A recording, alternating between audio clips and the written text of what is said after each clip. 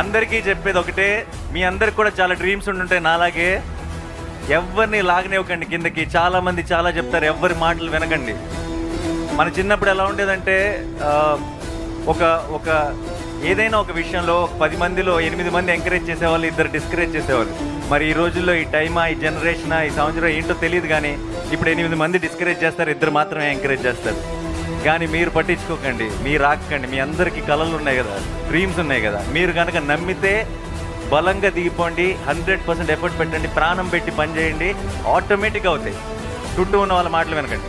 ఇప్పుడు మీరు కూడా గుర్తుపెట్టుకోండి, ఎప్పుడైనా సరే మీరు అనుకున్నది, మీరు నమ్మింది ఎవరైనా చేయలేరు, కాదు అని మధ్యలో చేతులు కాళ్ళు పెడితే ఏ డైలాగ్ చెప్పాలో తెలుసు కదా, బద్దల్ బాషింగల్ అయితే జమ్మి వెట్టి చెప్తాన్నా, ఎట్లయితే గట్లా చూసుకుందామని చెప్పండి.